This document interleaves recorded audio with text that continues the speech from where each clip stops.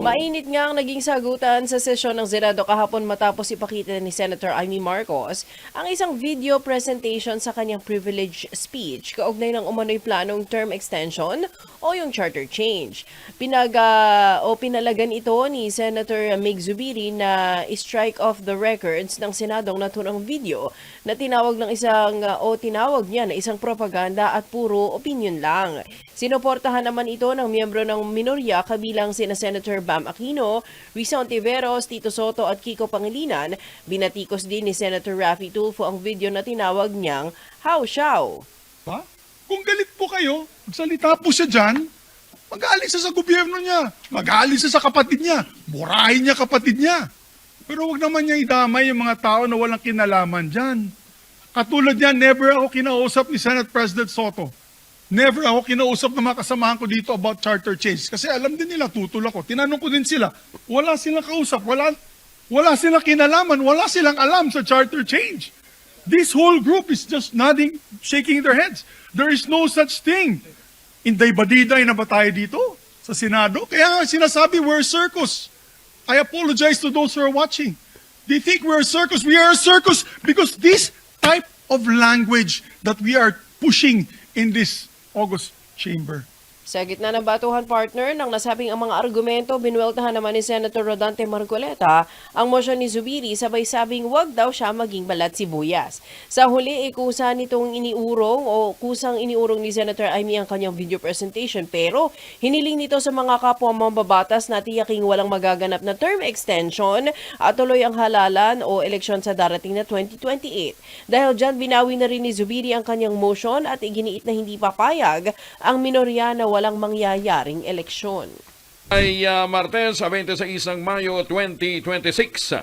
Sa ulo muna ng ating mga balita, Ombudsman humirit sa Sandigan Bayan ang precautionary whole departure order laban kina Senator Dante Marcoleta, dating Congressman Mike Defensor at dalawang iba pa. Si Senator Ivy Marcos naman kinuyog ng minority bloc sa House Show video ng charter change. Dating Senador Francis Tol Tolentino ay tinalaga bilang acting secretary ng Department of Labor. Pangulong Bongbong Marcos nakatakda namang lumipad patungong Japan ngayong araw na ito. Crime rate sa Metro Manila bumaba ng halos sa 39% o higit sa 39% sa nakalipas na isang linggo. 21 police chiefs sa Calabarzon nirelieve sa pwesto matapos bumagsak sa exam.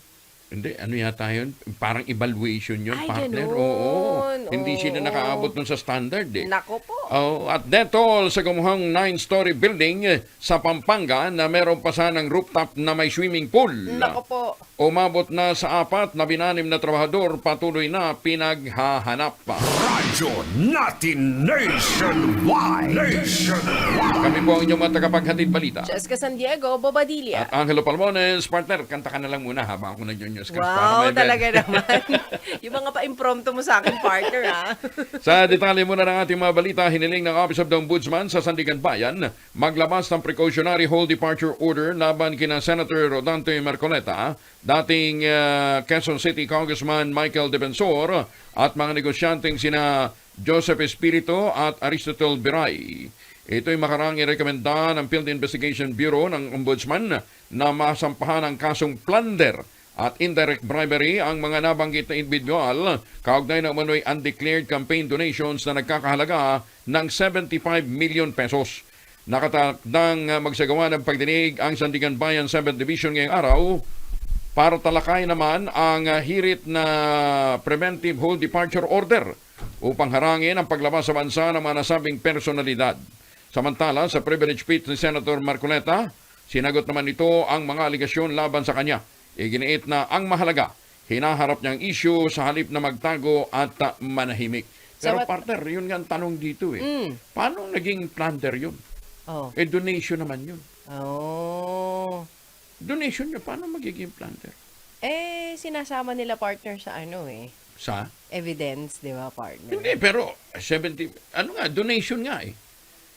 Plunder pagka gumamit ka ng pondo ng gobyerno. Oo.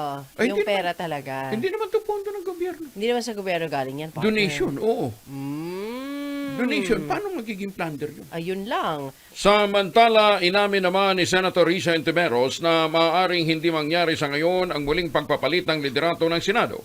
Ito'y sa kabila ng ugong na magkakaroon muli ng change of leadership sa Senado sa loob lamang ng 2 linggo. Ayon Contiveros, status quo pa rin sa ngayon dahil wala pang nakukumpirmang lumipat mula sa majority at solid pa rin ang 11 miyembro ng minority na nagkakaisa sa hangaring mabawi ang integridad ng Senado. Kasi ng mga report meron ng nakumbinsing isa. At ang sinasabi nga ni Senator Camille Villar at saka ni Senator Rodante Marcoleta, yung lilipat ay Judas. Gayunman, sinusulong ng minorya si Senator Sherwin Gatchalian bilang Senate President sakaling mabuo nila ang kinakailangang bilang. Status quo pa rin. Alam niyo naman, di ba, para magkaroon ng leadership change, tulad nung nangyari nung 2 weeks ago, kailangan ng majority number of members of the Senate. So, solid pa rin kaming 11 sa minority. Yun. 11 pa rin sila. Oo.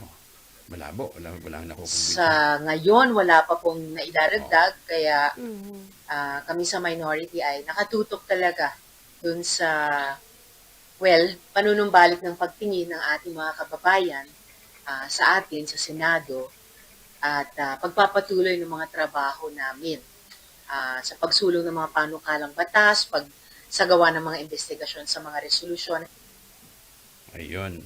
So sa ilalim ba ng bagong liderato ng Senado, meron na bang hindi ipatatawag sa mga hearing sa kadahilan ng hindi natin alam? Ayan, sa tanong na magkano? Magkano ba ang pamasahe papuntang Senado at hindi sila makaka-attend?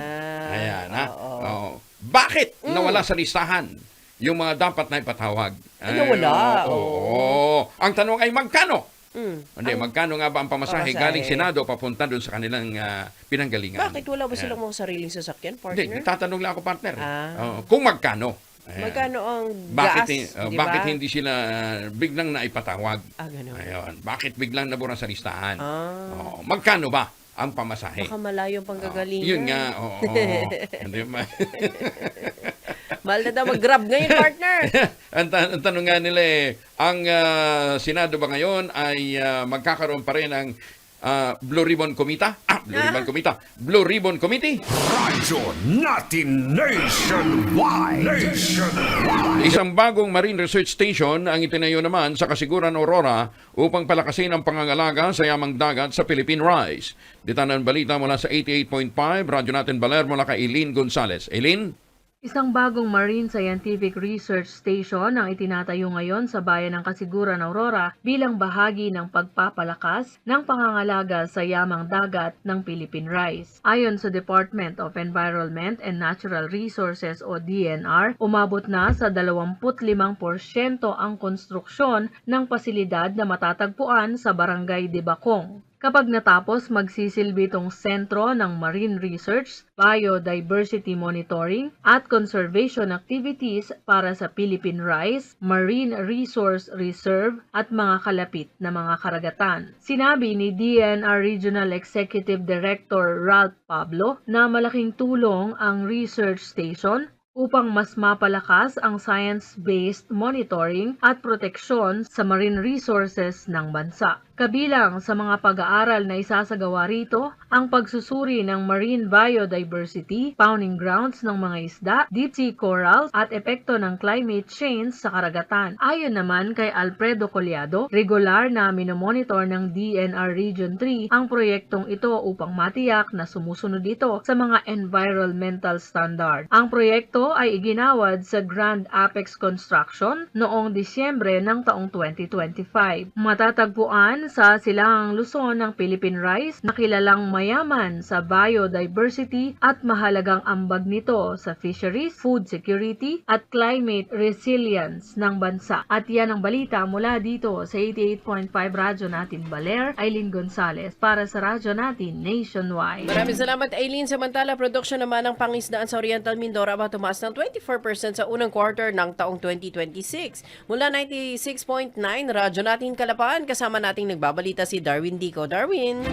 Tumaas ng 24.4% ang kabuuang produksyon ng pangisdaan sa Oriental Mindoro sa unang quarter ng 2026. Ito'y matapos umabot sa mahigit 1,200 metric tons mula sa 1,038 metric tons noong kaparehong panahon noong nakaraang taon. Batay sa datos, pangunahing nagtulak sa pagtaas ng produksyon ang aquaculture subsector na nakapagtala ng 397 metric tons o pagtaas ng 159% kumpara noong 2025. Tumaas din ang produksyon ng marine municipal fisheries ng 8%. Samantala, bumaba naman ang produksyon sa commercial fisheries ng 5% habang bahagyang bumaba ng 0.2% ang inland municipal fisheries. Umabot naman sa 204.73 million pesos. Ang kabuuang halaga ng fisheries production ng lalawigan mas mataas ng 10.6% kumpara sa 185 million pesos noong nakaraang taon. Naitala rin ang pagtaas sa halaga ng produksyon ng marine municipal fisheries at aquaculture habang bumaba naman sa commercial at inland municipal fisheries subsectors. At yan ang balita sa oras na ito mula sa 96.9 Radyo Natin Calapan City, Oriental Mindoro. Darwin Dico nagbabalita para sa Radyo Natin Nationwide. Salamat, Darwin. Radyo Natin Nationwide.